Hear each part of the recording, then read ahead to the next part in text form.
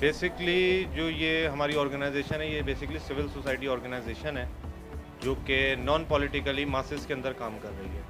हमारा जो main focus है वो है सिंध के अंदर, जो अर्बन एरियाज़ हैं जहाँ पे सबसे ज़्यादा लॉ एंड ऑर्डर की सिचुएशन ख़राब है, उन चीज़ों के ऊपर हम काम कर रहे हैं। मेन मोटिव हमारा ये है कि लोगों के लीगल राइट्स के लिए हम कोशिशें करें।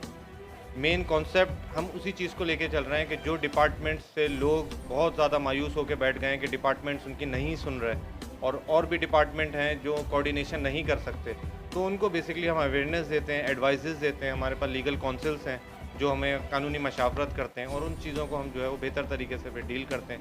जहाँ जिस डायरेक्टर की ज़रूरत पड़ती है, जिस कंसर्न अथॉरिटी की ज़रूरत पड़ती है, HRUNP उसको प्रमोट करती है, उसको अप्रोच करती है, उनके केसेस वगैरह को रिव्यू करते हुए उनके केसेस को वर्किंग कंडीशन में लेकर आते हैं। मुझे समझाइएगा, अभी आपने देखा नस्ला टावर, अदरवाइज और जो नालों के औरंगी नाला का, और यही आवाम इसकी जद में आ गई, यानी कि वो आवाम जो कि ये सह नहीं सकती। क्या मतलब बेसिकली देखें, बात यह है कि इसके अंदर बहुत सी चीज़ें हैं। एक पॉलिटिकल इन्फ्लुएंस भी है, दूसरा ये सुप्रीम कोर्ट का ऑर्डर भी है, और डेफिनेटली कि अगर हम इसको इम्प्लीमेंटेशन के अंदर आएँ तो सुप्रीम कोर्ट की इम्प्लीमेंटेशन भी नेसेसरी है।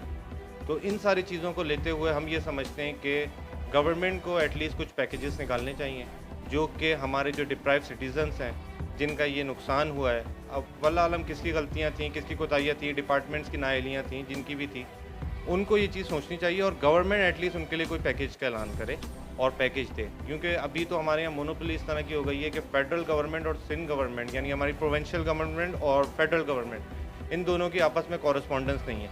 यही वजह है कि जिन लोगों को पैकेजेस मिलने हैं वो डिले होते जा रहे हैं, और लोगों की प्रॉब्लम्स में इजाफा होता जा रहा है। तो एटलीस्ट फेडरल को या प्रोविंशियल गवर्नमेंट को आगे आना पड़ेगा। आवाम इस टाइम बहुत ज़्यादा मायूस हो चुकी है, आवाम डिप्रेस्ड हो चुकी है, आवाम जो है ज़हनी दबाव का शिकार हो चुकी है। तो एटलीस्ट प्रोविंशियल गवर्नमेंट को आगे आना पड़ेगा या फेडरल गवर्नमेंट को आना पड़ेगा। जिम्मेदारियां दोनों की हैं, बट मैं ये बोलूँगा कि पॉलिटिकली इन लोगों को अपना किरदार अदा करना होगा। एटलीस्ट लोगों के लीगल राइट्स उनके डोर स्टेप पे पहुंचाने पड़ेंगे। इसीलिए HRUNP अपना किरदार इन सोसाइटीज़ के अंदर कर रही है। सर ये बताइएगा, यही मैंने अभी सुना 4,000 के करीब आपको माशाल्लाह मेंबर है, अल्हम्दुलिल्लाह। तो सर ये समझाइएगा इनके लिए आपने क्या रखा हुआ है? ये सब फ्री ऑफ कॉस्ट काम कर रहे हैं या इनको सैलरी? बेसिकली ये, जैसे मैंने आपको अभी पहले बताया, ये एक सिविल सोसाइटी ऑर्गेनाइजेशन है और हमारी कोशिशें यही होती हैं कि लोगों को वर्किंग कैपेसिटी में लेकर आया जाए, लोगों को लीगल अवेयरनेस दी जाए ताकि वो डिपार्टमेंट्स जा सकें। अब इन्हीं चीज़ों के लिए हमने अराउंड 4,000 मेंबर्स बनाए जो कि हमने इसी हेड ऑफिस से बनाए। हमने कभी कोई कैंपेनिंग नहीं की, इलाकों के अंदर कैंपेनिंग नहीं की। लोग हमारे पास आए, मेंबरशिप फॉर्म फिलअप किया और यहाँ पे मेंबर्स बने। वो बेसिकली मेंबर बनने का मकसद ये है कि अगर कोई किसी के लिए वर्किंग करना चाहता है, जैसे सोशल एक्टिविस्ट है, जो आजकल की जो यूथ है हमारी सोशल वर्किंग की तरफ जा रही है, तो उसको एक बेसिकली मेंबरशिप देने का मकसद ये है, उसको एक टैग लाइन मिल जाए HRUNP, जिसको वो लेकर जाके आगे वर्किंग कैपेसिटी के अंदर काम करे। क्योंकि इंडिविजुअली काम करना बहुत मुश्किल हो गया है, इवन आपके कंसर्न थानों के अंदर, कंसर्न इदारों के अंदर।